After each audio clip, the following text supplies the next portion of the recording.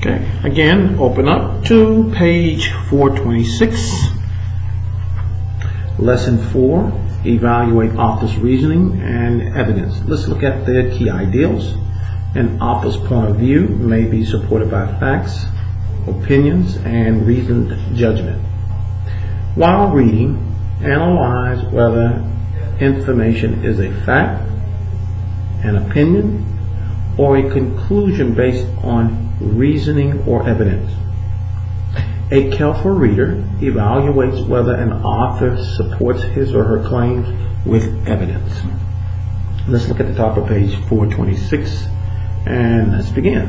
Evaluate author's reasoning and evidence. Social studies authors in print and online publication use a variety of strategies to support their viewpoints. They may use the following. So they may use facts, information that can be proven to be true, opinions, beliefs about a concept or situation, judgments, conclusions that are supported by reason and evidence. So I hope you're following along in your book. We're on page 426. Next paragraph. On the GED Social Studies test, you need to read carefully to distinguish among these three concepts. Now, let's look at the slides. Let's pull up the slides because we have some graphics there about facts, opinions, and judgments. So they define what these are for you.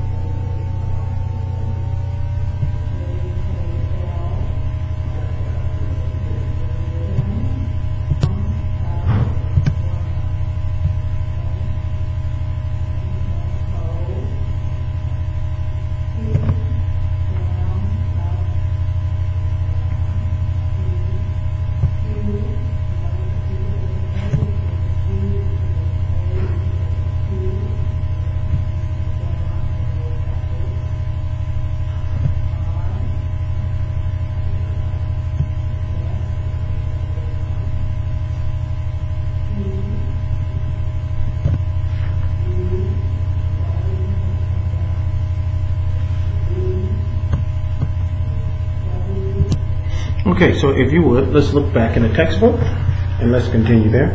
Here they give you a sample question that we want to try.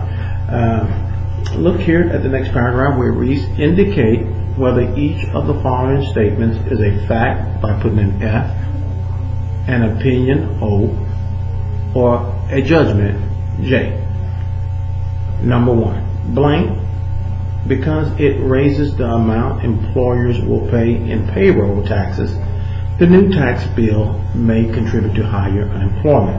Number 2, blank, last year, manufacturing output in our state rose by 4.6% over the previous year. And number 3, blank, we should limit the role played by the federal government in formulating energy policy for our region of the country. So for number 1, 2, and 3, you should have put whether it was a F for fact, O for opinion, or J for judgment. And of course your answer are number 1 is a judgment, number 2 is a fact, and number 3 is an opinion. Let's look at the next paragraph under the answer. To be credible, an author needs to support his or her claims with evidence. Part of your job on the social studies test is to answer questions about whether or not an author's claims are supported.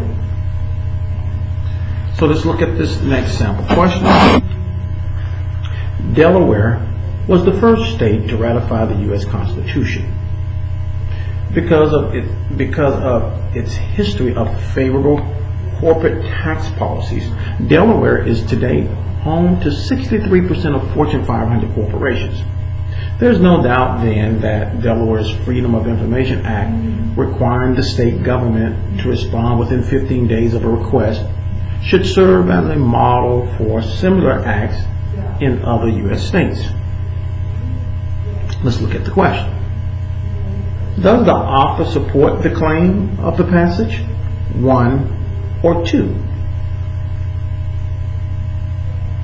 So you may want to try not to look at these and try to answer them by covering up the answer. But of course, the correct choice is 2. The author's claim is that Delaware's Freedom of Information Act should serve as a model for similar acts in other states. But the other statements in the passage are irrelevant to that claim. Choice 1 is incorrect because stating a claim firmly, no doubt, does not provide support for the claim. Let's turn our attention back to the slides, and we want to show you some additional graphic information for lesson 4 on page 426.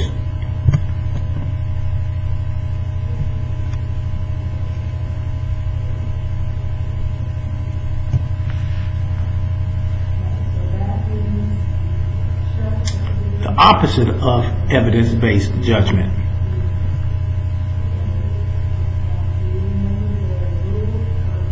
Anecdotal evidence is information based on non-factual data. That'll bring us to the end of lesson 4 on page 426. Evaluate author's reasoning and evidence, and we will stop here.